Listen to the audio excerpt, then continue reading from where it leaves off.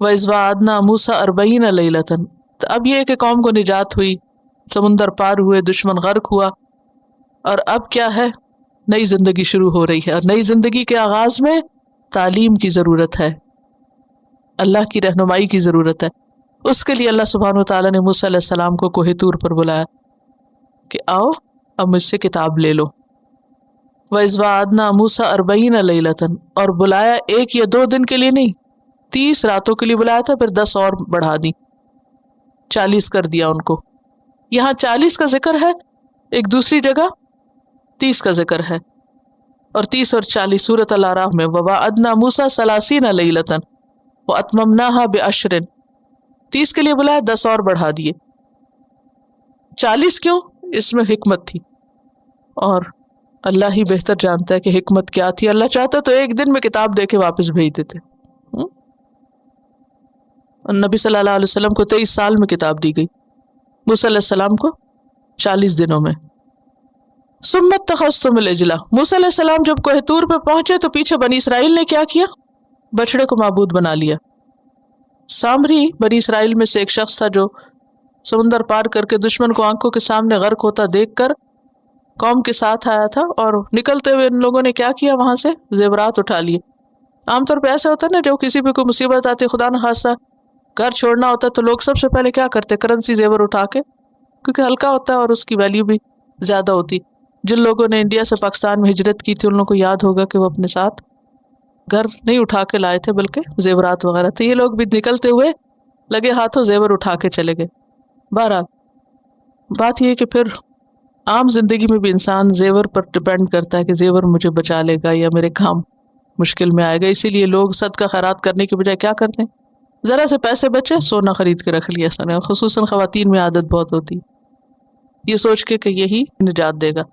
حالانکہ انسان جب اللہ کے راستے میں صدقہ کرتا ہے تو کیا ہوتا ہے؟ صدقہ بلاؤں سے بچاتا ہے انسان کو. پھر انسان یہ سوچتا ہے کہ اللہ بچانے والا ہے. تم نے بچڑے کو، گائے کے بچے کو اپنا خدا بنا لیا. وَأَنْتُمْ ظَالِمُونَ، اور تم ظالم تھے، تمہیں نظر نہیں آ رہا تھا کہ تم کیا کر رہے ہو. اللہ کے حق میں اتنی بڑی کمی. ظلم کیا ہے؟ حق میں کمی. یعنی اللہ کا حق تھا کہ اس کی عبادت کرتے، اور وہ حق تم نے اللہ سے لے کر کس کو دے دیا؟ بچڑے کو دے دیا، گائے کے بچے کو دے دیا. تو اس سے بنی اسرائیل کی جہالت اور حماقت پتہ چلتی ہے کہ اپنے ہی ہاتھوں کی بنائی ہوئی چیز کو خدا بنا بیٹھے. سامری نے جب بچڑا بنایا تو کہنے لگا کہ ھذا الہکم، یہ ہے تمہارا الہ. الہ موسیٰ فنسیہ، موسیٰ کا الہ تو وہ بھول گیا. سورۃ طٰہٰ 88 میں آتا ہے. حالانکہ کیا تھا؟ یہ آزمائش تھی. سورۃ طٰہٰ 90 میں آتا ہے یا قوم انما فتنتم بہ، اے قوم تم اس بچڑے کی وجہ سے آزمائش میں مبتلا کیے گئے ہو. وَإِنَّ رَبَّكُمُ الرَّحْمَٰنُ، اور بے شک تمہارا رب تو رحمان ہے. فَاتَّبِعُونِی، میری پیروی کرو. وَأَطِیعُوا أَمْرِی، اور میری بات مانو. تو اس آیت سے کون سی بات سمجھ میں آتی ہے؟ کہ شرک بہت بڑا ظلم ہے، اور کچھ پانے کے لیے انسان کو قربانی کرنی پڑتی. موسیٰ علیہ السلام تورات کی خاطر 40 روز اپنی قوم کو چھوڑ کر وہاں پر رہے، کوہ طور پر، آل الون، بالکل تنہا. علم کے لیے یکسوئی چاہیے ہوتی ہے. سب کام چھوڑ چھڑا کر انسان اپنے گھر سے نکلتا ہے، قربانی کرتا ہے، پھر جا کر اس کو کچھ حاصل ہوتا ہے. تو ہمارے لیے بھی اس میں کیا سبق ہے کہ سیکھنے کے لیے، کتاب پانے کے لیے کیا کرنا چاہیے. کتاب تھی، کسی نے مجھے دی تو اس کا پری فیس پڑھ رہی تھی، تو اس میں لکھا ہوا تھا کہ آپ اس میں سے روزانہ پڑھیں، اور پڑھنے کا بہترین طریقہ یہ ہے کہ مقرر وقت پر پڑھیں، ٹائم مقرر کر کے پڑھیں. تو بات یہ ہے کہ جب تک ہم پڑھنے کے اوقات مقرر نہیں کرتے تو صحیح طور پر چیز حاصل نہیں ہوتی. ہم بہت پرٹیکولر ہیں کس میں؟ اپنے کھانے کے اوقات میں. عام طور پہ کیا کہتے ہیں کہ اچھی صحت کے لیے کیا ضروری ہے؟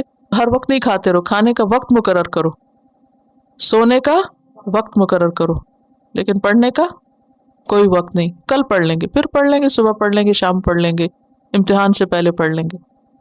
پڑھنے کے لیے بھی وقت مقرر کرو. موسیٰ علیہ السلام اپوائنٹڈ ٹائم پہ اپوائنٹڈ جگہ پر پہنچے، ہر چیز چھوڑ کر پہنچے، یکسوئی کے ساتھ انہوں نے اللہ کی کتاب کو لیا اور پھر قوم کی طرف واپس آئے، حالانکہ اس سے پیچھے قوم بگڑ چکی تھی۔ بعض اوقات ایسا ہوتا ہے جب آپ گھر جاتے ہیں واپس تو کیا ہوتا ہے، کوئی نہ کوئی کام خراب ہوا پڑا ہوتا ہے۔